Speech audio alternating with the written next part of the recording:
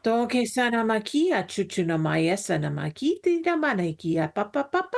Ne sana mantake ne na yiki papa chena mamamaki. So they're saying, okay, we're here. You just need to receive us now.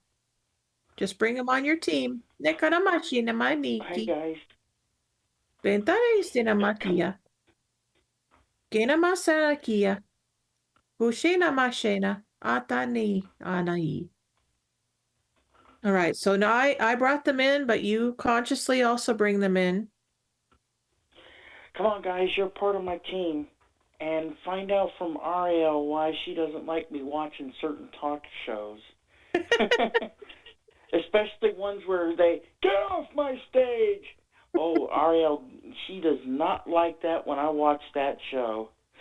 So you need to ask her, honey. You need to ask her. You now have her on your team. So you need to have conversations with her about why, and then listen. Turn up the receptor in your listening in your ears, okay? We're going to turn that up. Turn that up. It's a dial. Just going to turn it up. You can see where it's placed, either in your right ear or your left ear, or somewhere around there, and just turn and turn and turn and turn it up to 10 so that you can receive those messages. And we'll work more on that with a session. So book a session with me, honey, so we can work on that more, okay? All right, it sounds kind of like, you know, the part where in Back to the Future where Marty hooks up the equipment to the amplifier and it's going like. Yes. Yes. Well, that's what I'm hearing. I'm hearing that in both, like kind of right on the sides of both ears. It's like Ariel put one on the left side, Charlie and Mary got one on the right, and they're turning it up. It's like. Perfect. Perfect. So they are ready to go and ready to communicate with you, sweetheart. Okay. So book a session, right, and then we'll get deeper in. Okay. Okay. And the free gift. How do I? Could you give Emily my email address or give me hers or something? And I will absolutely hook both of you up to each other. Okay. Sounds good. Thank you so All right. much. I love you, sweetheart. Love Go you. and have an amazing Thanks, day. buddy. Bye-bye. All right.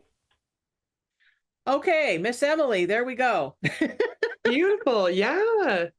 Awesome. So anything that you want to send Bobby, even though he is blind, he still receives and he's able to get the information from whatever you send. Awesome. So you don't have to have visual things bother or disrupt that. Okay, great. If there's anything auditorily that you can send him, then he can listen to it. That would be great. Okay. Yeah, I'll definitely hook that up. I'd be happy. I used to, anyway, yes, I will happily create that workbook in an auditory form for him. That'd be great. Perfect. Awesome. Okay. So we've got a few minutes left. So let's hear about any details with your near-death experience that feel like, actually, let's ask the angels to set this up.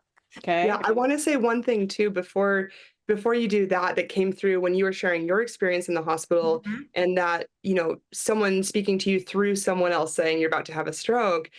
I had a similar experience to that. After my own near death, I was so focused on my healing that I didn't take very good care of my physical vessel. Like I was healing neurologically and spiritually and all of this, but my body also, same thing. And I started as soon as possible going back to that tendency of being a workaholic. And before long, I was not only, so I climbed the ladder very quickly. I was very financially successful, which was very fun, but it came at the expense of, I was having panic attacks. I was very burned out. And before starting my business, what kind of kicked this off was me being in the ER for the third time in a month with anxiety, panic attacks, heart palpitations, and a doctor really like looking me directly in the eyes and saying, "You're going to die if you keep working like this." And it was such a profound moment to me of having been given a second chance at life and using it that way, that I like to say that I had my near-death experience, but my life didn't start again until that moment. And that's when I quit my job. I started my business. Like it was such a turning point to shift out of survival mode and into living life to the fullest. And I just wanted to share that as well. Oh my God, that's amazing. That's Yeah, amazing. And I think that actually is why many of us have near-death experiences, because it's almost like we get a brand new reset. absolutely. We get I'm to so push the grateful. reset button. I'm so grateful I had mine. I say that like it was really hard, but I'm so grateful it happened to me, especially that early in my life, to have that perspective for the rest of my life. Yeah, absolutely. So we're going to have the angels set up the next few minutes of our time together, and you tell me, Miss Emily, when I need to stop. There. Right there. Okay. Let's see what the angels have to say. What do you tell us? So the card is the storm warning. So Ooh, look at that. look at See? that. No kidding. Oh my goodness. So what this tells me is that we were already in the storm.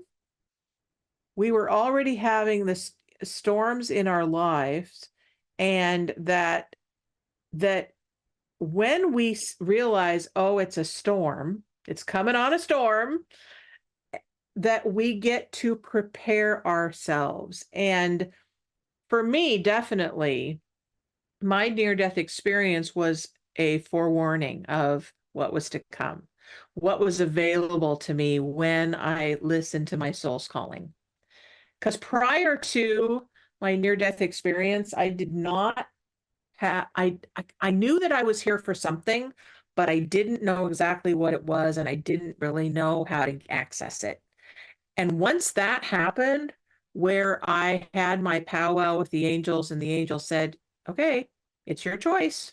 You can stay with us, or you can return to Earth and do what you came for. Then I was at a turning point. So I returned to Earth going, okay, I'm back, but now what?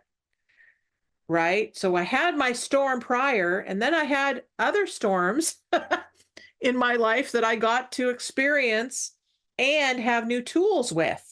So that right there is the coming together of the human self and the spiritual self, and bringing them into one, which is what I do today as a soul on the planet, I ride both simultaneously in the world, just like that, right? Side by side, human and spirit. And then we're a couple, we're a pair. We get to go through life that way. And any storm that's happening in my life now, I have this partnership. And so for you, when you get to the storms in your life, what happens for you? What are your tools in the last few minutes that we have that you use to ride the storm? Like in the middle of that tornado, when it's spiraling around you and you're in the middle, how do you handle that? Yeah, such a good question. Such a good question. So again, I think one thing I'll say before I answer that question is like similar to you having spirit kind of work with us in our calling, right? Like I became so much more responsive and in tune with my calling. And for me, spirit's role in that is really the stand that I take for myself and others, which is that there is nothing wrong with us, that we're exactly where we need to be, that our timing is perfect, and that we're having the impact we're meant to have at every stage of our journey, right? So that really created a framework for me that when I'm in the middle of a tornado, I have that core belief that this is happening for my good, this is happening for the benefit of myself and others, that there's nothing that I can't make it through. And those beliefs, that's just a stand that I've taken, right? That's a perspective I have. It's not like the capital T truth. It's just I'm unbreakable in my faith in that. And so when those tornadoes come on, what I do is I first of all openly acknowledge the feelings that come up. I openly acknowledge that this is a human experience and there's nothing wrong with me for having whatever experience I'm having. Then I move into a place of neutrality. I have to remind myself that I'm safe sometimes. I really like tapping, so sometimes I'll just tap my collarbone and I'll immediately go into like, okay, I'm recognizing all these feelings, I'm feeling them, I'm not repressing them. Then I'm safe, I'm safe, I'm safe. It's safe for me to feel this way. It's safe for this to happen. And then beyond that, I'm just moving up the levels of like consciousness, right? And the next level for that beyond me is like, how is this actually benefiting me? I know this is for my good, but like allow me to see it. And sometimes I'll ask externally or for my higher self, like, hey, please help me see this, how this is happening for my good. And so anyway, no matter what storm I'm thrown into, given that framework and given that perspective, I just have this unstoppability, this trait of being unstoppable. And it's the same for my clients. Like I bring that to them where you can't throw anything at me that I'm going to be like, well, that's it, hands up, we can't move past it. Yep. It's like, no, like, what do we need to shift? What can happen? And that's just created a really beautiful expression of what I believe is my calling and spirit kind of co-creating. I love that so much. I love that. So yeah, so here's what I know, and this is what I will share with you again. Any of you who listen to my show and are listening to this maybe for the first time, that there is no problem that's bigger than you can solve. Okay? And if you don't believe that, then reach out, please. Because we human beings are amazing and we don't realize how much we can actually do. Okay? And I don't just rely on my own self, because if I just relied on my own self, then my ego would get involved and it would say, I can do it all, and right? But then all of my feelings of not being enough and feeling sad and feeling afraid and feeling stuck and not capable would all come up and say, and stop me from moving forward. So what I do is I reach up. Anytime that I have a question and I don't know the answer to, I look up and I say, help. So that word, that one word, help, please help. Those two words, please help, will assist you in anything that you have to do in your life. Anything, whether it's your physical health, your emotional health, your mental health, and your spiritual connection. It's all available. So, Emily, how do people get a hold of you? Because you're not just a business coach, you are an all-around coach who can assist in anything. So, How do they find you? Yeah, so great point. I tend to work with entrepreneurs. That's not the only people I work with by any means. They can find me by email at support@thealignedceo.com. Or you can find me on Instagram if you prefer social media. It's just aligned_CEO. I'm very responsive on both, and I'm happy to hear from everyone. Awesome. Yay. Yeah. So if you are an entrepreneur and you want help with your business, or you're starting a business, or you're like, how do I go next? I can tell you she's the bomb. So she's gotten me on a whole different trajectory with my business and confidence in myself. So really, really reach out to Emily for anything business oriented. Also, anything spiritually that you're like, I'm not quite sure what to do next. Reach out to Emily because she's available to you. I'm also available to you if you resonate with me and my work. You can go to brightbutterflynetwork.com and find me. I've got lots of services for you, and I'm more than happy to assist. Every single week at this time, noon to 1, we are here, the Empower Me Show, and we are here to support you. So please know that your life is up to you, and we are here for you in whatever capacity we can be of service. Many, many blessings to you, and we will see you next week with another great guest. See you later, guys. Thank you, Emily, for coming. I love you. Thanks so much for having me. Thank you for listening to the Empower Me Show with Pam Bright on Transformation Talk Radio. Tune in to learn more about living a fully empowered life. Remember that your life is up to you, and you can choose the spiritual path you are on. There is spiritual energy and wisdom in everything and everyone around you. Listen carefully for